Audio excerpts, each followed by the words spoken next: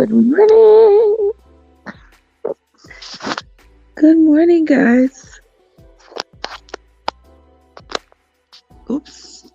How is everybody doing? Me tell you, Sister Winsome,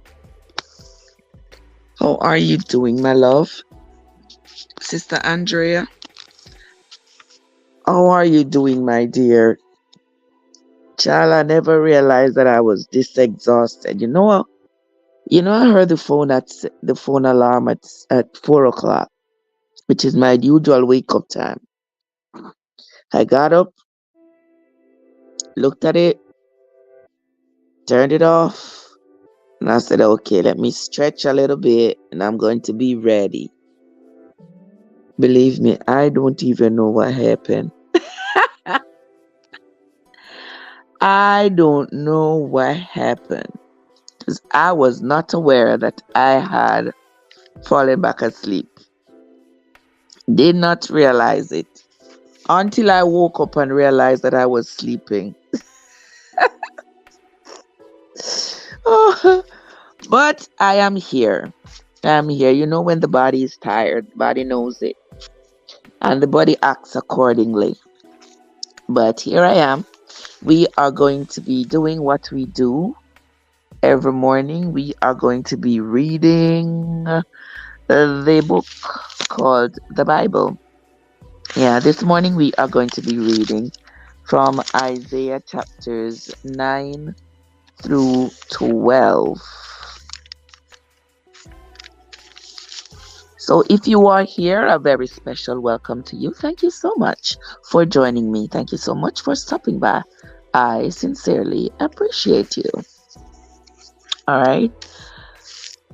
And if you are coming in after the live is over, I want to say thank you for stopping by as well. Winsome, Andrea, and everybody else who might be coming in, I want to say thank you for stopping by. And this morning, before we move on, I must let you know we do not endorse any particular religion or denomination over here. We are simply trying to read the Bible for ourselves, making ourselves aware of its contents, because after all, the Bible is so influential in every single aspect of our lives that it behooves us. It will behoove all of us to know the contents for ourselves rather than wait for a preacher or somebody else to tell us what is in the Bible. Because as we have discovered, most times when people tell us what's in the Bible, it's not even true. It's misleading, contextually misleading, and it leaves you with more questions than answers. Even though reading the Bible still leaves you with more questions than answers, I would rather read it myself than be told what is in it. Because when you read the Bible, you need context. You need context. You need to get an understanding of the story that's being told. What is the lesson from this story that is being told? Is it a lesson of love? Is it a lesson of betrayal? Is it a lesson of avoidance? Is it a lesson of whatever it is? What is the lesson? And unless you read it for yourself and you get the whole context of the story, who is talking? To whom are they speaking? What are they talking about? Unless you get all those contexts, you will not have the full understanding of what that particular story in the Bible is about. Because after all, the Bible, these are stories that people have written. People have documented their experiences in their times. And so some geniuses many years ago decided to put these stories into a collection and call it a Bible. Fair enough? Yes. And so this morning we are going to be reading from the book of Isaiah, chapters 9 through 12. Follow along with me in your book Bible or your Google Bible. Now, yesterday, what did we read yesterday? So yesterday we read chapters, I think it was 4 through 8. And during that reading, we learned that Ahaz, the king of Jerusalem at the time, he had doubts about what Isaiah was telling him. And Isaiah said to him, "Ask God yourself." He said no, he won't. But God appeared to him and said that a virgin will have a child. He said there will be a sign. And this was in chapter 7 of the book of Isaiah. And in chapter 7 and verse 12,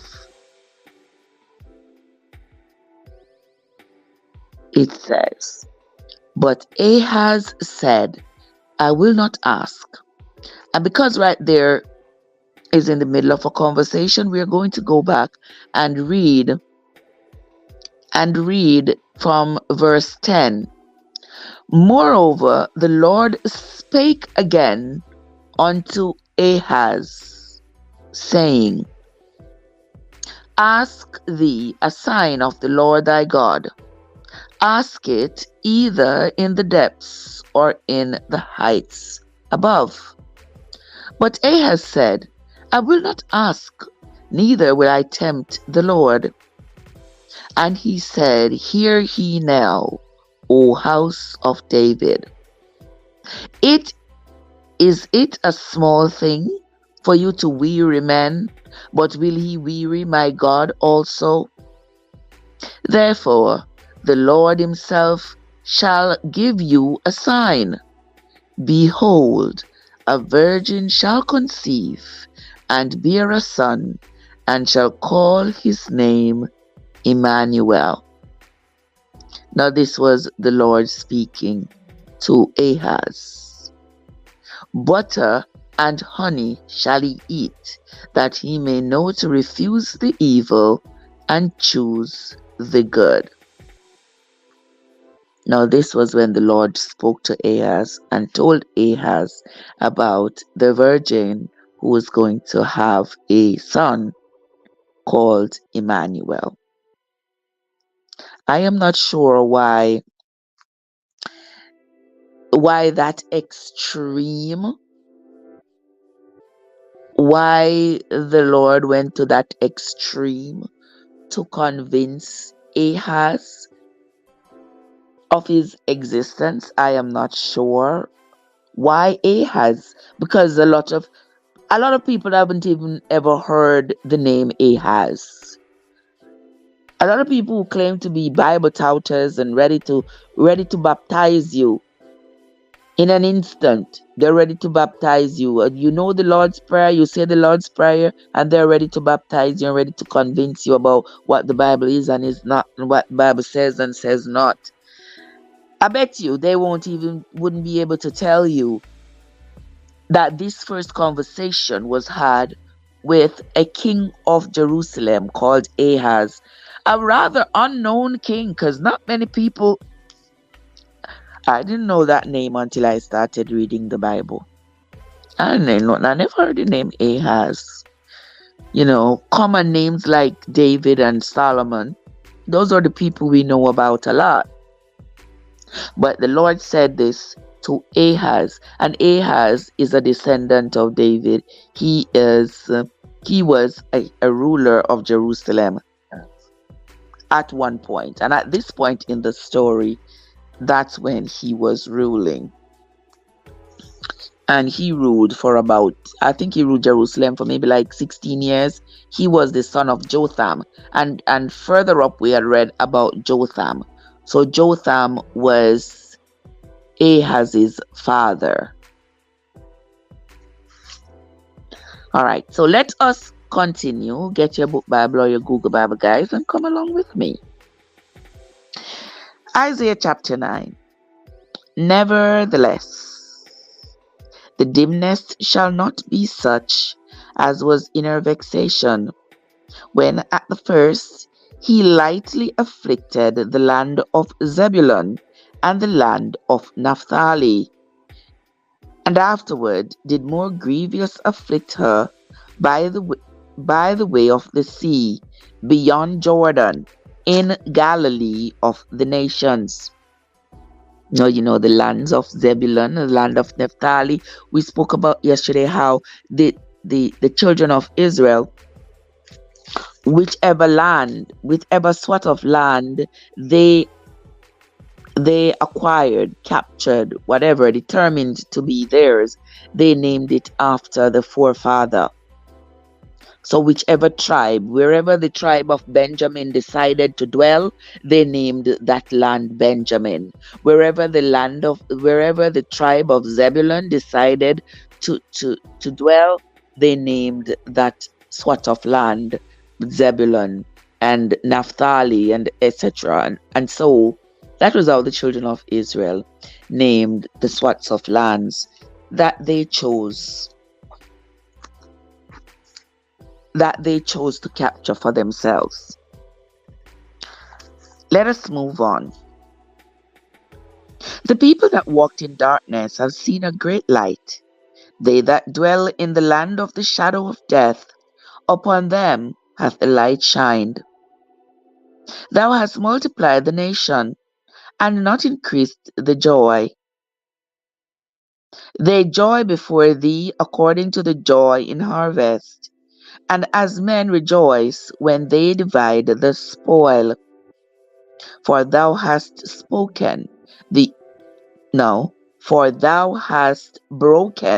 the yoke of his burden, and the staff of his shoulder, the rod of his oppressor, as in the day of Midian. Verse 5. For every battle of the warrior is with confused noise, and garments rolled in blood. But this shall be with burning and fuel of fire. For unto us a child is born, unto us a son is given, and the government shall be upon his shoulder, and his name shall be called Wonderful, Counselor, the Mighty God, the Everlasting Father, the Prince of Peace. Of the increase of his government and peace there shall be no end, upon the throne of David and upon his kingdom, to order it and to establish it with judgment and with justice from henceforth, even forever. The zeal of the Lord of hosts will perform this. The Lord sent a word into Jacob, and it hath lighted upon Israel. And all the people shall know, even Ephraim and the inhabitant of Samaria, that say, in the pride and stoutness of heart, the bricks are fallen down, but we will build with hewn stones. The sycamores are cut down, but we will change them into cedars. Therefore, the Lord shall set up the adversaries of Rezin against him. Now you all remember the person Rezin that we spoke about yesterday?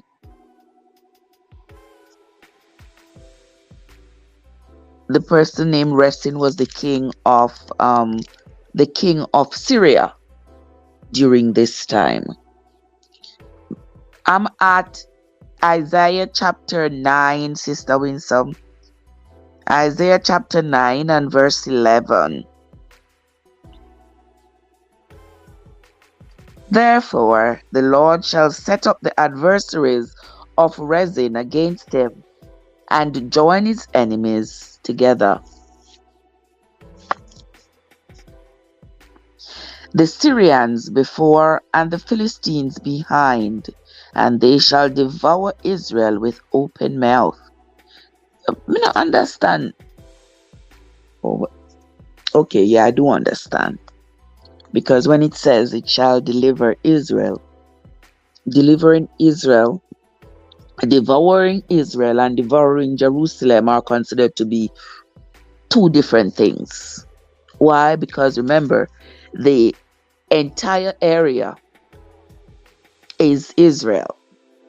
The entire area is called Israel, but there is one specific area that is Jerusalem, and Jerusalem seems to be more revered, loved, and respected than the entire Israel. Let us continue. Why a piece of cold breeze are coming through the window, see man? I mean, I get up and shut it, you know. Mm-mm. Let us continue. Verse 13. For the people turns not unto him that smites them, neither do they seek the Lord of hosts. Therefore the Lord will cut off from Israel head and tail, branch and rush in one day. The ancient and honorable, he is the head, and the prophet that teacheth lies, he is the tail. You hear that? The ancient, that is the old people. The old people, those are the ones that are called the ancients. Those are the ones that are referred to as the head. The head of the community is the old people, and the tail of the community is the is the prophets that teach lies. They are the tail. And it says here, therefore the Lord will cut off from Israel head and tail, branch and rush in one day. The ancient and honorable, he is the head, and the prophet that teaches lies, he is the tail. I'm not sure they're referring to a particular prophet there. It hasn't said, but we will find out. For the leaders of this people cause them to err. That means it causes them to do wrong. And they that are led of them are destroyed. Therefore the Lord shall have no joy in their young men, neither shall have mercy on their fatherless and widows. For everyone is a hypocrite and an evildoer, and every mouth speaks folly. For all this his anger is not turned away, but his hand is stretched out still. For wickedness burns as the fire; it shall devour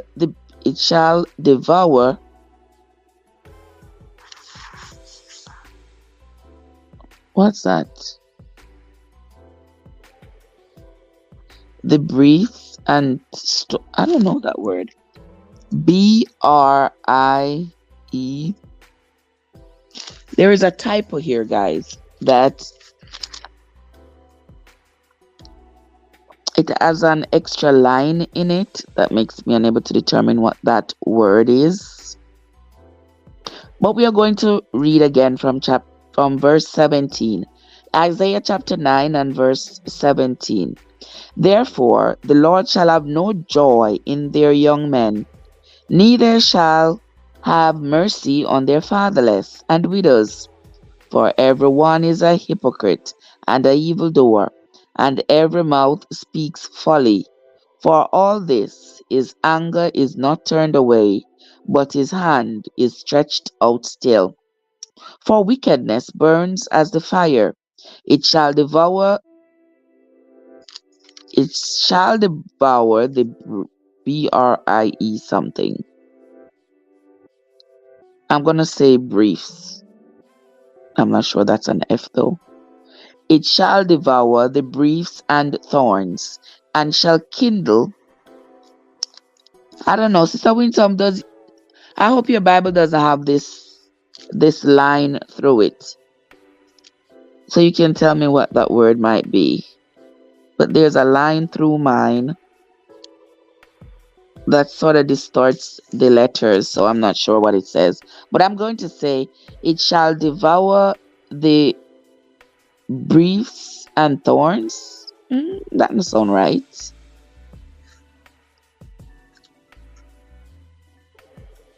Hold on there. Let me find. Where's my phone?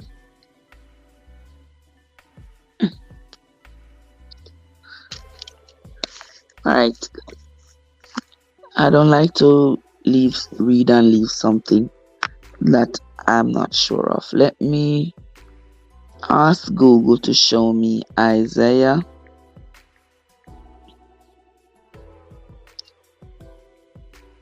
What is your Bible saying, Sister Winsome? Let me ask Google to show me Isaiah 9, verse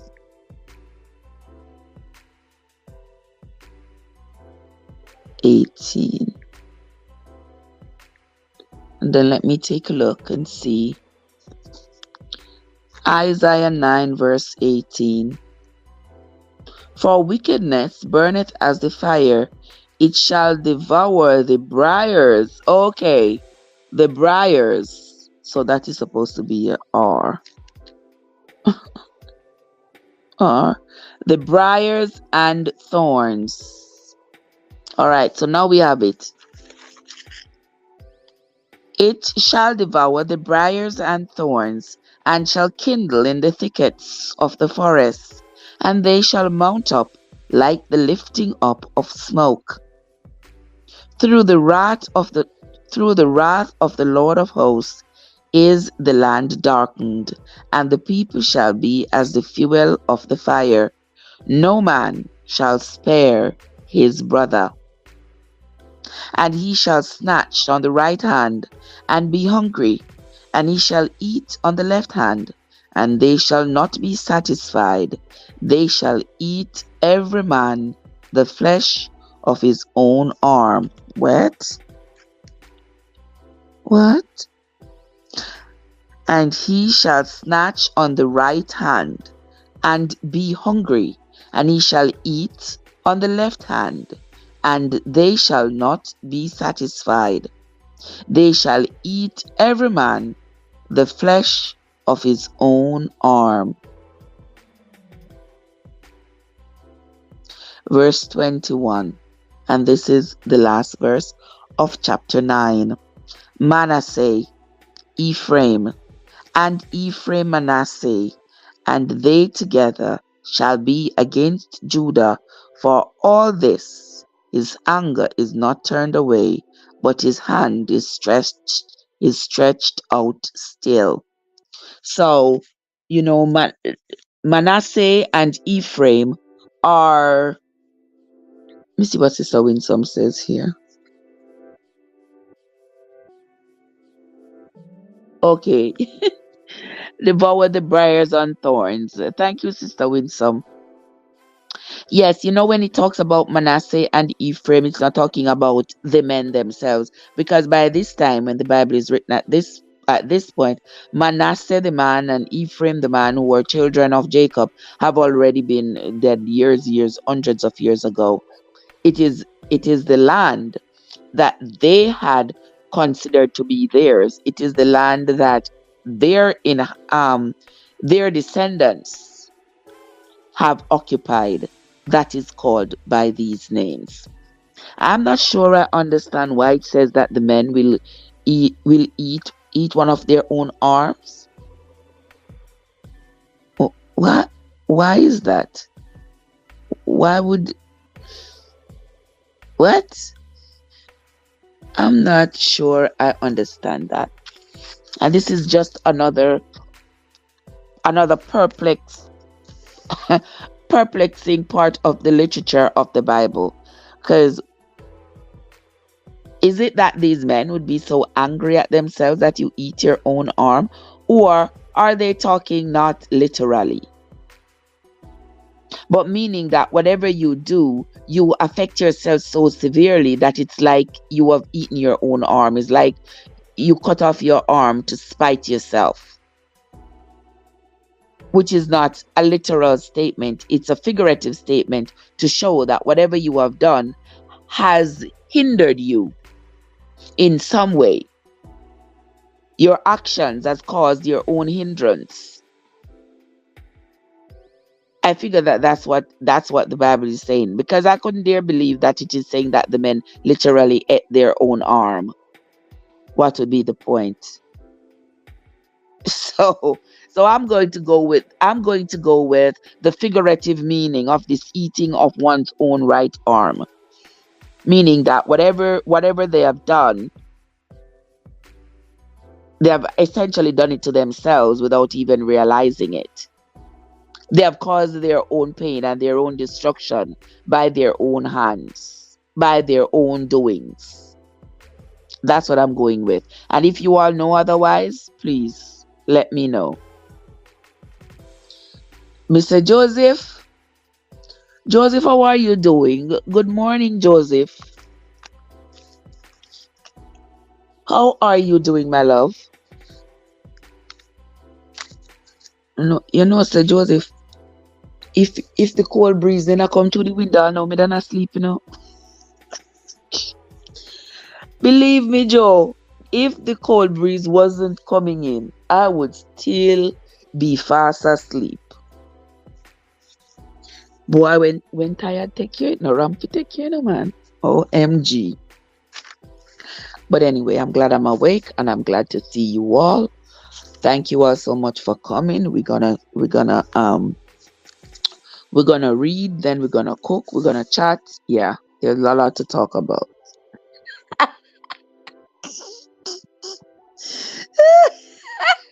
Winsome, so maybe them chat one another. I'm sure they did.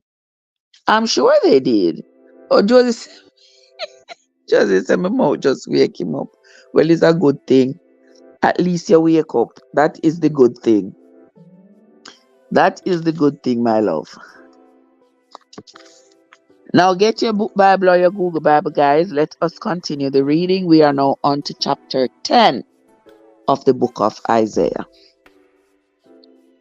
Isaiah chapter 10 says, "Woe unto them that decree unrighteous decrees, and that write grievousness which they have prescribed, to turn aside the needy from judgment, and to take away the right from the poor of my people,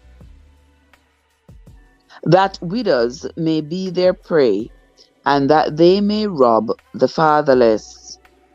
And what will ye do in the day of visitation, and in the desolation which shall come from far? To whom will he flee for help? And where will he leave your glory?" Sister Tisha, what's up? How are you doing, my love? Good to see you. "Without me they shall bow down under the prisoners, and they shall fall under the slain. For all this his anger is not turned away, but his hand is stretched out still. O Assyrian, the rod of mine anger, and the staff in their hand is mine indignation.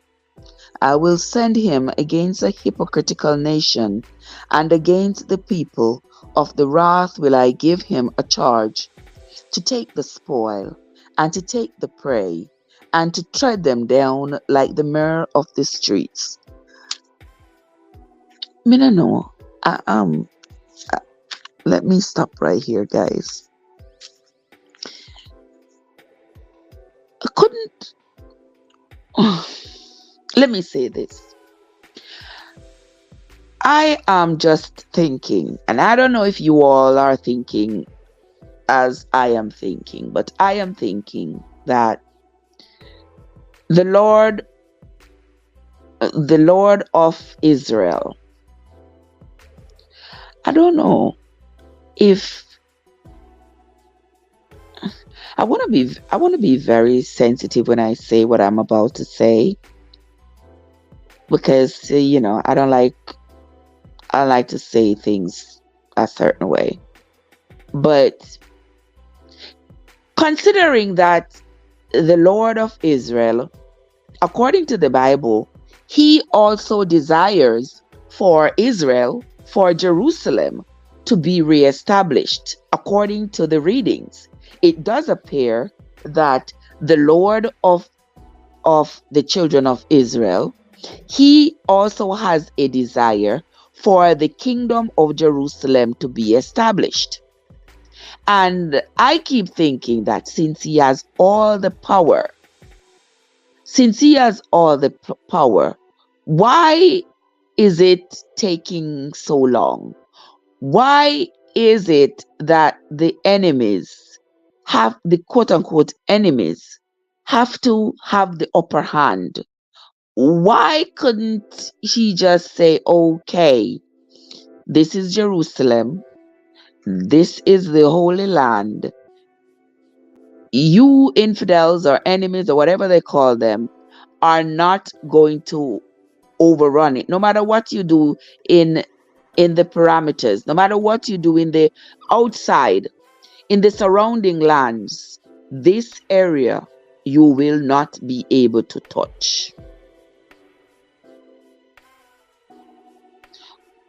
Why all this antagonism? Why they gotta be allowed? Why they gotta be allowed to destroy this holiness? And then the children of Israel, those in Jerusalem, are being encouraged that don't worry about it. I will take care of them for you. I will take care of them for you. I will destroy them.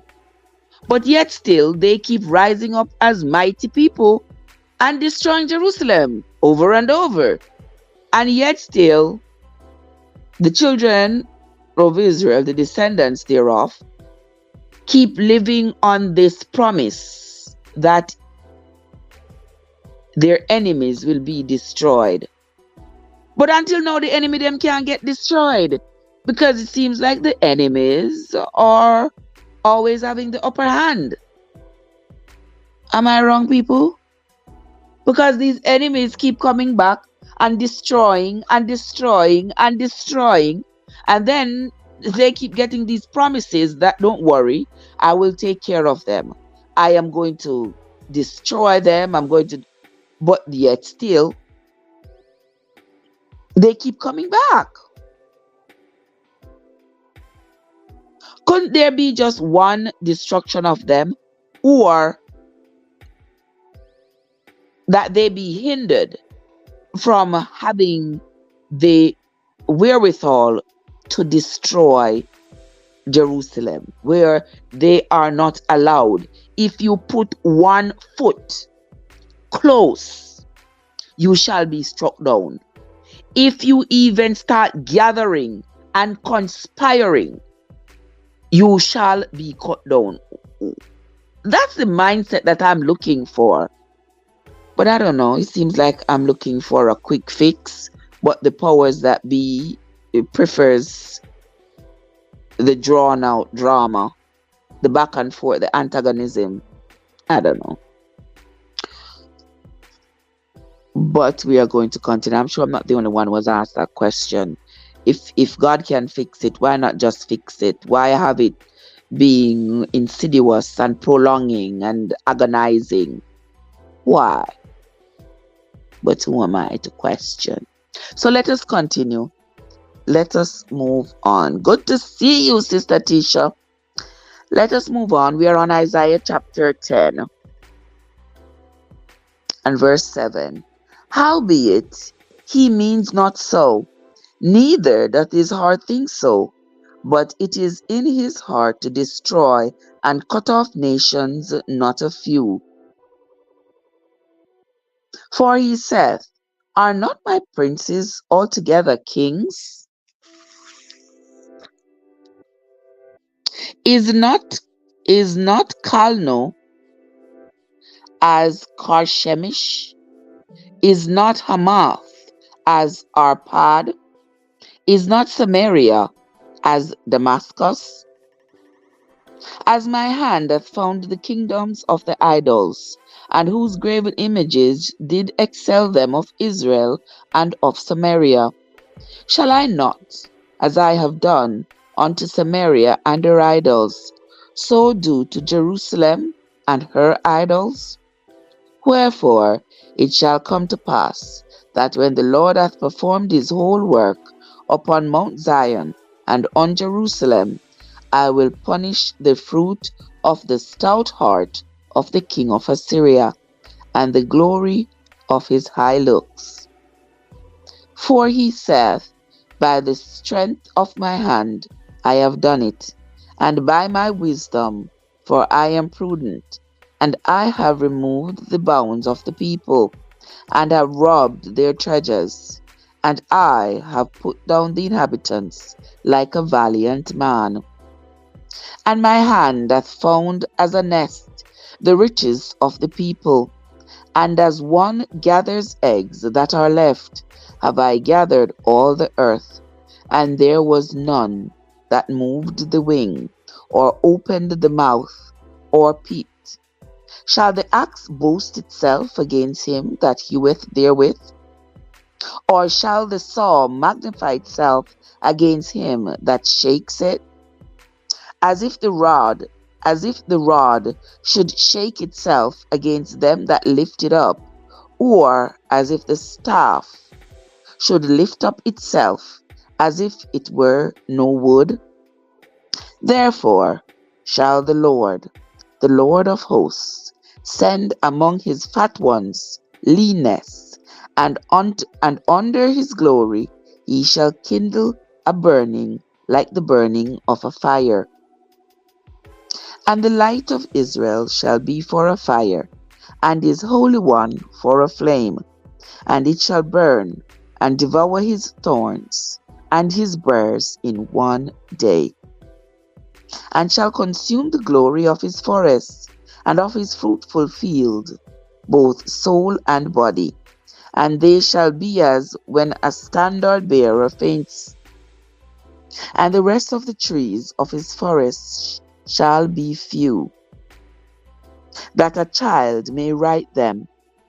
And it shall come to pass in that day that the remnant of Israel, and such as are escaped of the house of Jacob, shall no more again stay upon him that smote them, but shall stay upon the Lord, the Holy One of Israel, in truth. AG, AG, good morning. The amazing M&G, good morning to you, my dear sweet sister. How you doing? Where the M&G? Wait the man. Who that a come? Sister M&G, I see you with that guitarist. You know want the guitarist we go home? Sister M&G, eh? Me say, you're round at a English pound. I tell you, sister. I the man never look in your face, my sister. All the man looking at was your skirt. Sister, you fine like fine wine. You met the man couldn't even strum the guitar properly. Sister Manji. I was, oh boy, I tell you, you are so funny. I tell you, Joseph, you saw it too, huh?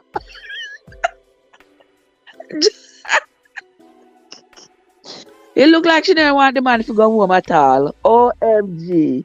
Sister, I tell you.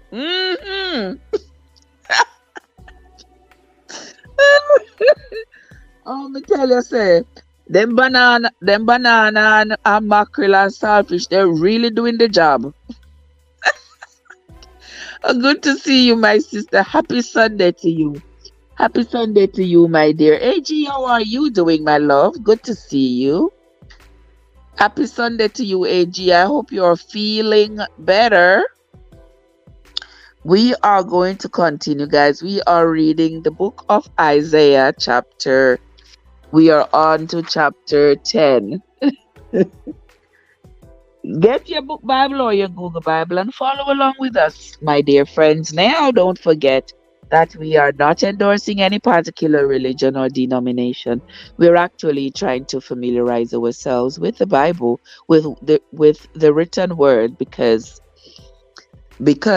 you know that many of us claim to be Christians and claim to follow the Bible, but we've never actually read the book and we don't know all of its contents. When I talk to people who um claim to be Christians and claim to be able to preach and tell you about the Bible and they're ready to baptize you and all, they ain't got a clue some of the things that's in the Bible. They ain't got no clue. They know just the 23rd Psalm. They know in the beginning God created the heaven and the earth, and they know a few Psalms, and that's about it. They can drop a one verse here or one verse there, but what was the context of that verse? Who spoke it? Who was it spoken to? And what were the circumstances under which it was spoken? They don't know. And so, just like any other book that I read, I need context. Don't just dash one verse at me and expect me to use that one verse. Expect me to use that one single verse to understand the whole literature in the entire book. No, can't do it. Where was I? Let us start back at verse 16. Therefore shall the Lord of hosts, send among his fat ones leanness, and under his glory he shall kindle a burning like the burning of a fire. And the light of Israel shall be for a fire, and his Holy One for a flame. And it shall burn and devour his thorns and his burrs in one day, and shall consume the glory of his forests and of his fruitful field, both soul and body. And they shall be as when a standard bearer faints. And the rest of the trees of his forest shall be few, that a child may write them. And it shall come to pass in that day that the remnant of Israel, and such as are escaped of the house of Jacob, shall no more again stay upon him that smote them, but shall stay upon the Lord, the Holy One of Israel, in truth. The remnant shall return, even the remnant of Jacob, unto the mighty God. For though thy people Israel be as the sand of the sea, yet a remnant of them shall return. The consumption decreed shall overflow with righteousness. For the Lord God of hosts shall make a consumption, even determined in the midst of all the land. Therefore, thus saith the Lord God of hosts, O my people that dwells in Zion, be not afraid of the Assyrian. He shall smite thee with a rod, and shall lift up his staff against thee, after the manner of Egypt. For yet a very little while, and the indignation shall cease, and mine anger in their destruction. And the Lord of hosts shall stir up a scrounge for him, according to the slaughter of Midian at the rock of Oreb.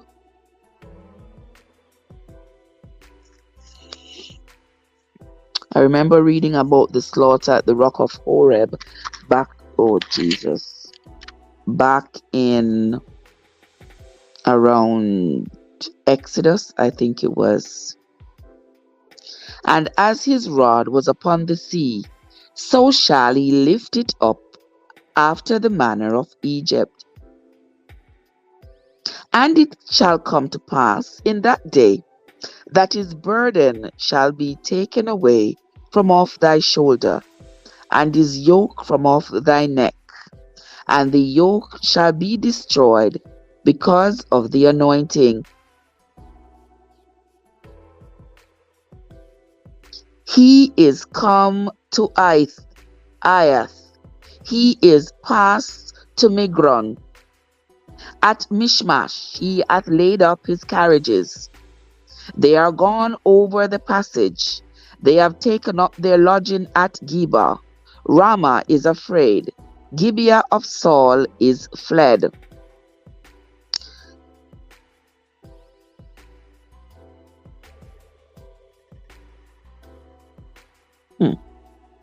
Lift up thy voice, O daughter of Galim. Cause it to be heard unto Laish, O poor Anathoth. Madmenah is removed. The inhabitants of Jebem gather themselves to flee. As yet shall he remain at Nob that day. He shall shake his hand against the mount of the daughter of Zion, the hill of Jerusalem. Behold, the Lord of hosts, shall lop the bow with terror, and the high ones of stature shall be hewn down, and the haughty shall be humbled. Now you hear all those names and stuff that's being mentioned. Those were being mentioned as well in the book of Exodus. So is he referring to it because it has historical value, or is it that it was written during that time? I'm not too sure. But I'm sure the Bible will provide us with some clarity as we go on.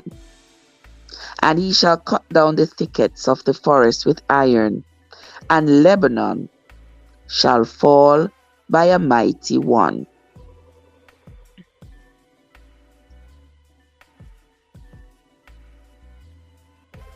This is verse 34 of chapter 10 of the book of Isaiah. And he shall cut down the thickets of the forest with iron, and Lebanon shall fall by a mighty one.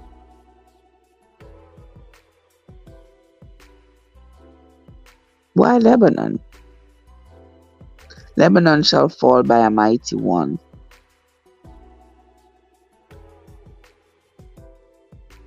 Sometimes the Bible offers us a whole platter of confusion. But since this is sort of a historic documentation right here, having read this chapter 10, I haven't seen anything that is, say, worthy of a lesson. If you all agree with me, you may not, but that's just my view. Because right here, it's just talking about what their Lord intends to do for them. We're waiting to see it happen.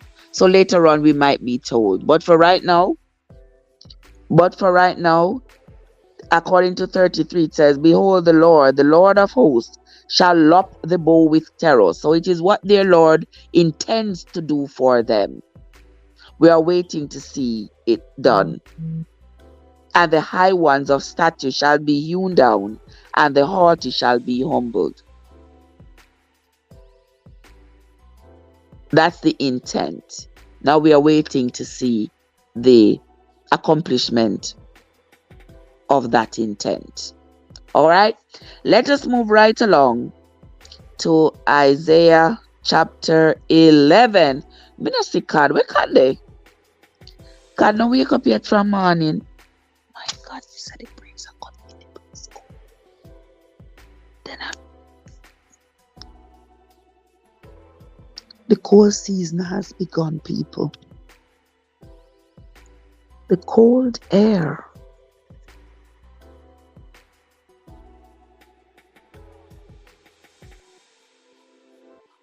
Let us read Isaiah chapter 11. And there shall come forth a rod out of the stem of Jesse. Hmm. There shall come a rod out of the stem of Jesse, and a branch shall grow out of his roots.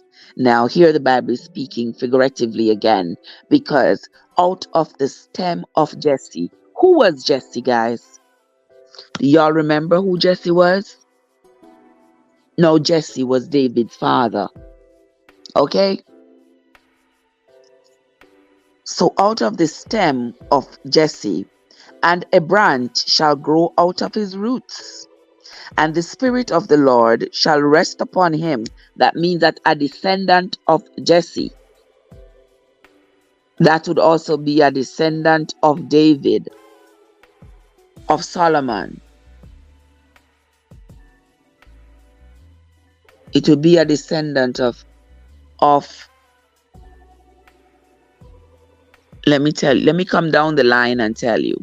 There was Jesse, then David, then Solomon, Rehoboam, Abijah, Asa, Jehoshaphat, Jehoram, Ahaziah, and then right after as Ahaziah, there was Athaliah. Y'all remember Athaliah? She was the only woman. She was the one who slaughtered her grandbaby so she could be king. She could be queen. Then Joash, Amaziah, Uzziah, Jotham, and Ahaz, Ezekiah, Manasseh, Amon, Josiah, and Jehoahaz. We are currently talking about the time period when Ahaz was king. So it says here, and there shall come forth a rod out of the stem of Jesse, and a branch shall grow out of his roots, and the Spirit of the Lord shall rest upon him, the Spirit of wisdom and understanding, the Spirit of counsel and might, the Spirit of knowledge and of fear of the Lord, and shall make him a quick understanding in the fear of the Lord. And he shall not judge after the sight of his eyes, neither reprove after the hearing of his ears. But with righteousness shall he judge the poor, and reprove with equity for the meek of the earth. And he shall smite the earth with the rod of his mouth, and with the breath of his lips shall he slay the wicked. And righteousness shall be the girdle of his loins, and faithfulness the girdle of his reins. The wolf also shall dwell with the lamb, and the leopard shall lie down with the kid, and the calf, and the young lion, and the fatling together, and a little child shall lead them. And the cow and the bear shall feed, their young ones shall lie down together. The cow and the bear feeding together, and the young ones lying down together. And the lion shall eat straw like an ox. Huh? Hold on there, people. We have got to read that again. And there shall come forth a rod out of the stem of Jesse, and a branch shall grow out of his roots. And the Spirit of the Lord shall rest upon him, the Spirit of wisdom and understanding, the Spirit of counsel and might, the Spirit of knowledge and of the fear of the Lord, and shall make him of quick understanding in the fear of the Lord. And he shall not judge after the sight of his eyes, neither reprove after the hearing of his ears. But with righteousness shall he judge the poor, and reprove with equity for the meek of the earth. And he shall smite the earth with the rod of his mouth, and with the breath of his lips shall he slay the wicked. And righteousness shall be the girdle of his loins, and faithfulness the girdle of his reins. The wolf also shall dwell with the lamb, and the leopard shall lie down with the kid, and the calf, and the young lion, and the fatling together, and a little child shall lead them. And the cow and the bear shall feed together. Their young ones shall lie down together, and the lion shall eat straw like the ox. Really? And the sucking child shall play on the hole of the asp, and the weaned child shall put his hand on the cockatrice, and the cockatrice's den. They shall not hurt nor destroy in all my holy mountain, for the earth shall be full of the knowledge of the Lord, as the waters cover the sea. And in that day there shall be a root of Jesse, which shall stand for an ensign of the people. To it shall the Gentiles seek, and his rest shall be glorious. And it shall come to pass in that day that the Lord shall set his hand again, the second time, to recover the remnant of his people, which shall be left from Assyria, and from Egypt, and from Pathros, and from Cush, and from Elam, and from Shinar, and from Hamath, and from the islands of the sea. And he shall set up an ensign for the nations, and shall assemble the outcasts of Israel, and gather together the dispersed of Judah from the four corners of the earth. The envy also of Ephraim shall depart, and the adversaries of Judah shall be cut off. Ephraim shall not envy Judah, and Judah shall not vex Ephraim. But they shall fly upon the shoulders of the Philistines towards the west. They shall spoil them of the east together. They shall lay their hand upon Edom and Moab, and the children of Ammon shall obey them.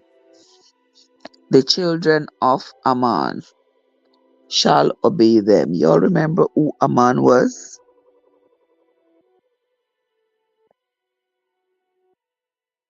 Ammon was one of the boys that was born to Lot and his daughter.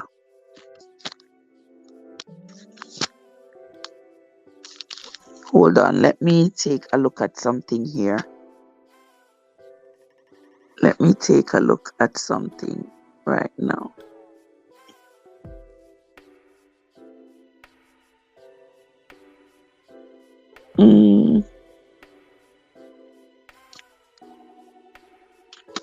Hold on, people. Let me look at something.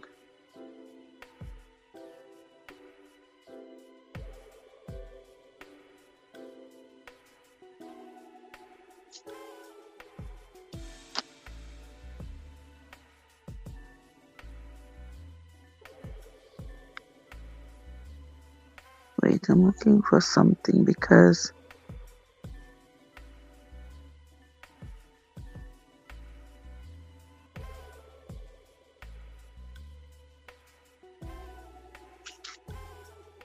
hold on, my friends. Let me find something here.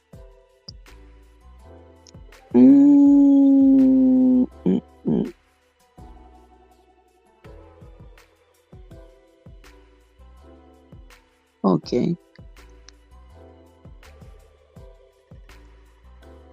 All right, let's scrap that. What I was thinking was not. So let's scrap that and let's continue the reading.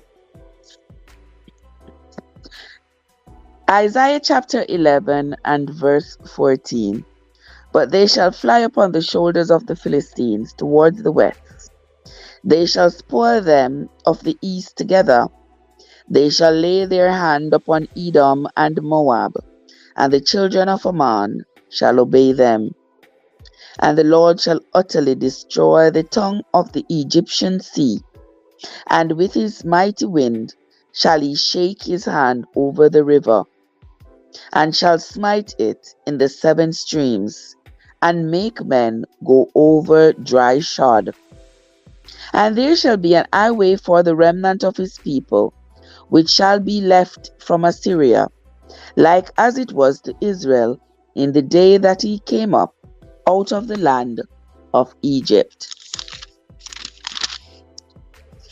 The Bible keeps talking about Israel shall be as powerful as the day when they came up out of Egypt. It keeps saying they shall be, they shall be, they shall be. Well, why aren't they, considering that they are supposed to be the chosen people? Why aren't they? It's always they shall be, they shall be, they shall be. And even until this day, my friends, the Bible having been written thousands and thousands of years ago,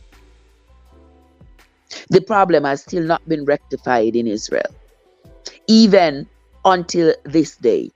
Yesterday, the Palestinians struck Israel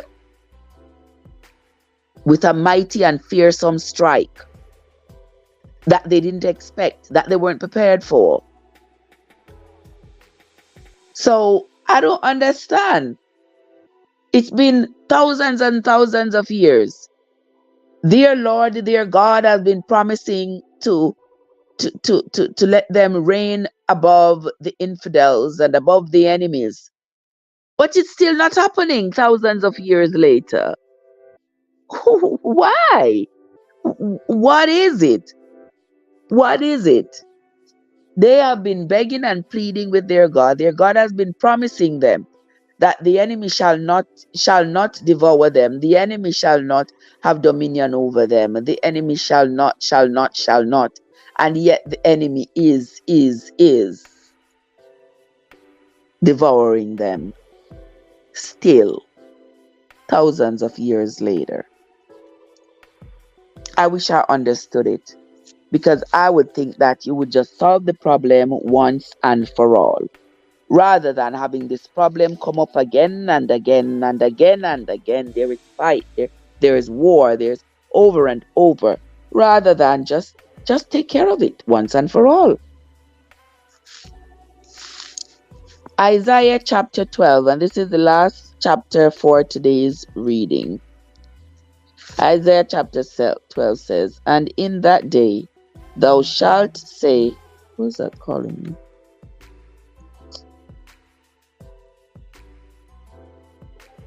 And in that day thou shalt say, O Lord, I will praise thee. Though thou wast angry with me, thine anger is turned away, and thou comfortest me. Behold, God is my salvation.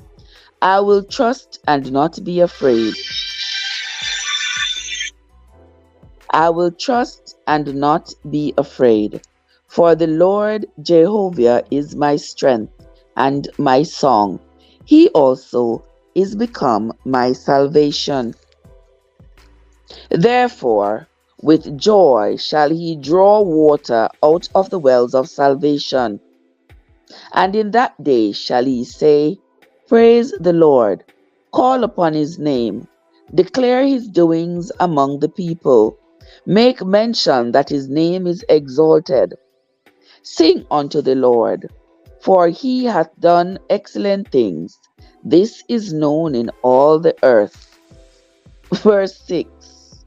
And this is the last verse of chapter 12.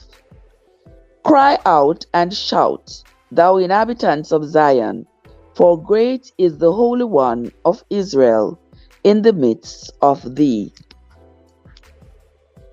Here ends the reading of Isaiah chapter 12 and the end of the reading for today. My question still remains. Why? Why is it that Israel is still not delivered? They have been promised thousands and thousands of years ago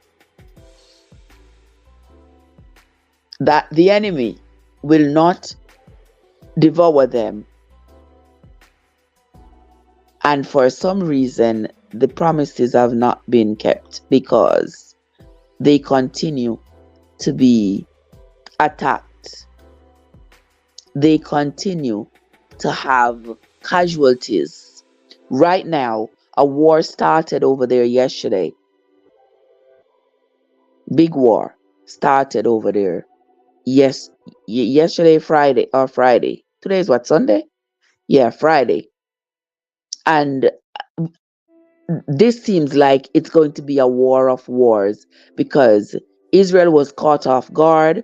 They were overwhelmed with all the rockets, and it seems like Palestine had been stockpiling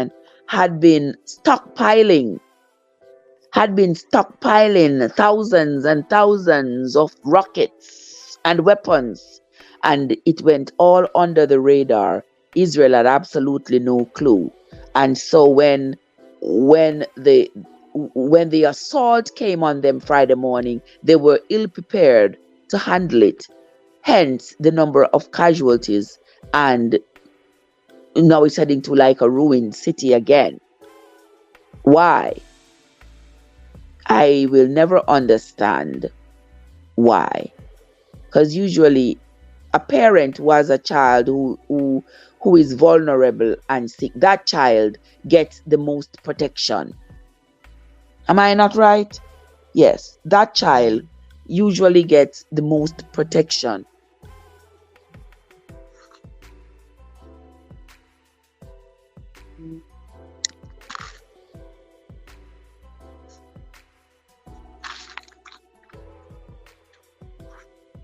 So I don't understand why, if Jerusalem is considered to be the holy place, the place where the Lord dwells, and why is it getting attacked so viciously, so frequently?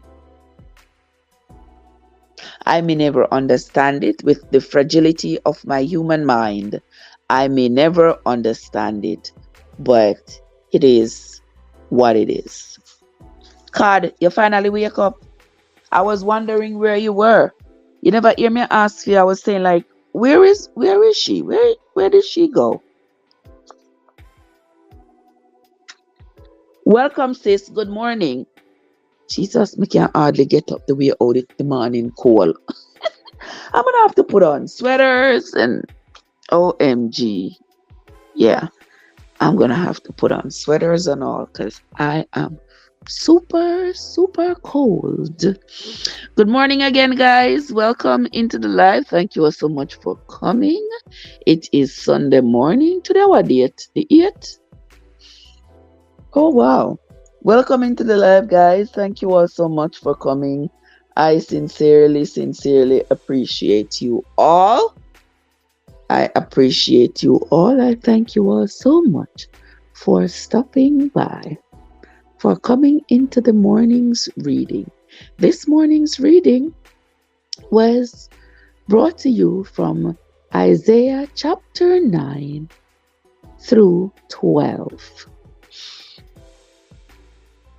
And the story remains the same. When we come back tomorrow morning, we will be reading chapter 13. We will be reading chapter 13 when we come back tomorrow morning.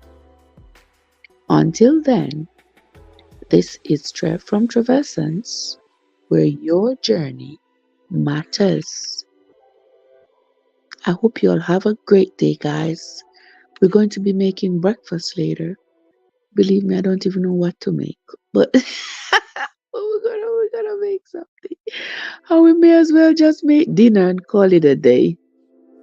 Yeah, maybe we just make dinner. Who knows? Who knows? We will see. But Tisha, thank you so much for coming. Winsome, Card, Joe, AG, the amazing M&G, and everybody else who was in the chat.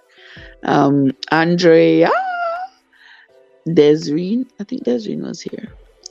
And everybody else, I sincerely appreciate you all. Tisha says, thank you for the read. You are so welcome, my dear sister. You are absolutely welcome. It is my absolute pleasure. It's my absolute pleasure reading for you all. Yeah, I am enjoying it, and I'm sure you all are enjoying it as well. All right. When we come back tomorrow, we will continue. And you see, guys, you see, this has proven to us that the longest journey starts with the first step. Because who would have known that when we started reading from the book of Genesis, we would be at the book of Isaiah. And we are moving along pretty soon. Before you know it, we're going to be in the New Testament. And the next thing you know, we are going, we are going to be at Revelation, and then we can say proudly that we have read the entire Bible. Ain't that something? Ah. Okay, guys, so that is going to be it from me for now. I will see you all again in a little bit. All right, Sister Winsome, Tisha, Cod, and the others, I will see you all later. Have yourselves a great day, everybody.